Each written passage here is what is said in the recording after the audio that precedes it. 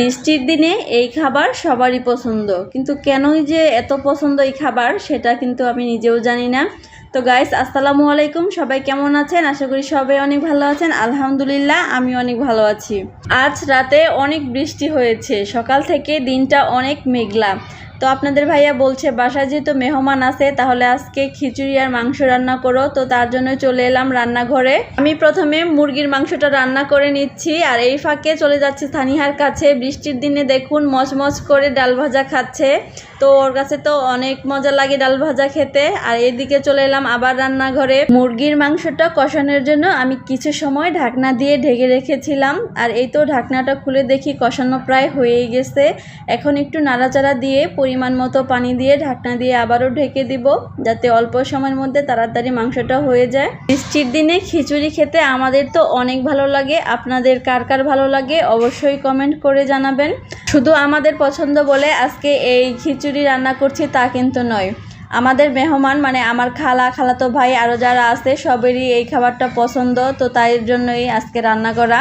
তো এইদিকে আমার মাংসটা প্রায় হয়ে গেছে। এখন আমি জিরা মশলা দিয়ে তরকারিটা নামিয়ে নিচ্ছি। আর এই তো এখন খিচুড়িটা বসিয়ে দিচ্ছি। দিয়ে দিলাম পেঁয়াজ ভাজা হয়ে গেলে দিয়ে দিচ্ছি পরিমাণ মতো পানি। এখন পরিমাণ মতো লবণ দিয়ে দিলাম, আর দিয়ে দিচ্ছি আস্ত এলাচ, তেজপাতা, দারুচিনি, আদা রসুন বাটা, জিরা বাটা, পেঁয়াজ বাটা। তো সব কিছু দিয়ে আবার দিয়ে দিচ্ছি হলুদ মরিচের গুঁড়ো, ধনিয়ার গুঁড়ো। তো সবগুলো মশলা একসাথে এখন মশলাগুলো ভালো করে কষিয়ে নিতে হবে, যাতে মশলার ভিতর থেকে কাঁচা গন্ধটা চলে যায় আর তেল ভেসে উঠে। এই তো গাইস, মশলাটা ভালো করে কষানো হয়ে গেছে।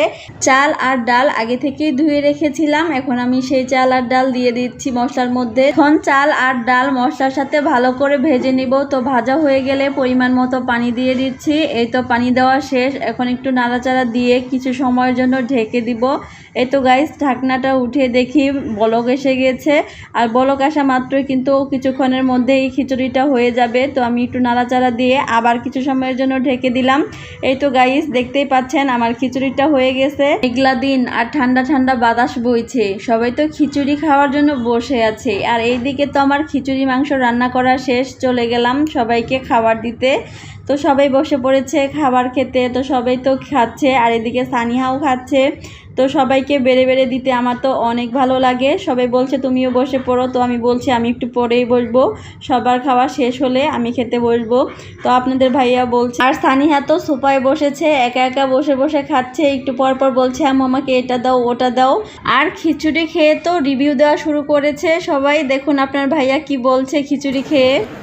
সেই টেস্ট হচ্ছে বৃষ্টির দিন, মানে গরম গরম ভাত, অনেক মজা হচ্ছে।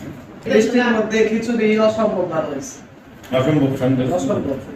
রান্না করার পর সবাই খেয়ে যদি এত প্রশংসা করে তাহলে বলুন কার না ভালো লাগে। আমার তো অনেক ভালো লাগছে।